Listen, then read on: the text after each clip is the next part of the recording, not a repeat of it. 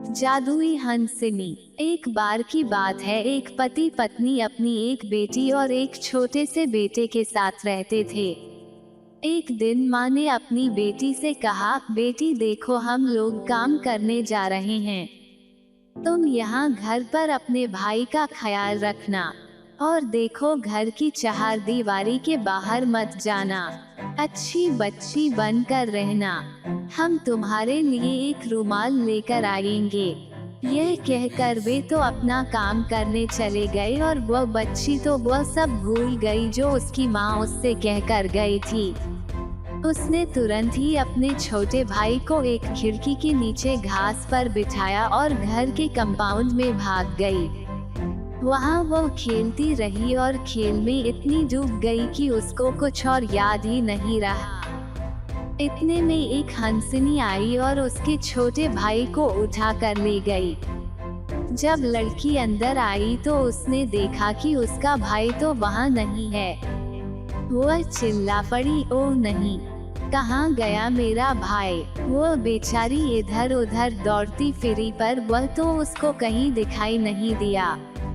उसने उसका नाम लेकर जोर जोर से पुकारा भी, पर उसका तो कहीं पता ही नहीं था। वो रो पड़ी और रो रो कर कहने लगी कि उसके माता पिता उससे कितना गुस्सा होंगे, पर उसके भाई ने तो कोई जवाब ही नहीं दिया। जवाब तो कोई तब देता जब वहाँ कोई होता, वह तो बेचारा वहाँ था ही नहीं, तो वह जवाब कहाँ से देता। उसको ढूंढने के लिए फिर वहाँ से वो खेतों के किनारे तक भागी भागी गई तो उसको वह हंसनी दिखाई दे गई जो उसके भाई को उठा कर ले गई थी। वो दूर और बहुत दूर जंगल की तरफ उड़ी चली जा रही थी और उसकी आंखों से ओझल होती जा रही थी।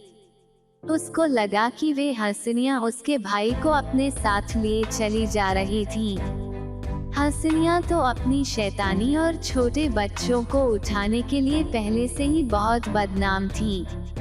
लड़की उन हंसनियों के पीछे पीछे दौड़ चली। दौड़ते दौड़ते वह एक ओवन 26 के पास आ गई। उसने ओवन से पूछा, ओ छोटे ओवन, ओ छोटे ओवन, मुझे बता ये हंसनियाँ उड़कर कहाँ जा रही हैं? ओवन बोला, पहले तुम मेरे राई के कुछ बन खाओ, तब मैं तुम्हें बताता हूँ कि वे कहाँ जा रही हैं। मैं तुम्हारे राई बन नहीं खा रही, मैं तो अपने घर में रखे गेहूं के बन भी नहीं खाती।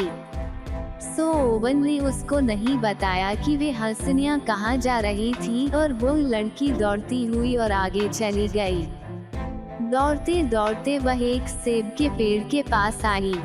उसने सेब के पेड़ से पूछा, ओ सेब के पेड़, ओ सेब के पेड़, मुझे बता ये हंसनियाँ उड़कर कहाँ जा रही हैं? सेब का पेड़ बोला, तुम पहले मेरे जंगली सेब खाओ, फिर मैं तुम्हें बताता हूँ कि ये हंसनियाँ उड़कर कहाँ गई हैं। मैं तुम्हारे जंगली सेब नहीं खाती, मैं तो अपने घर में अपने घर के बागीचे के सेब भी नहीं खाती।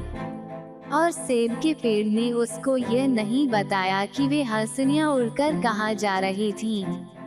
वो फिर दौड़ती हुई आगे बढ़ी।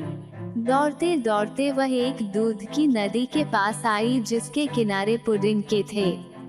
उसने नदी से पूछा, ओ दूध की नदी, ओ पुडिंग के किनारों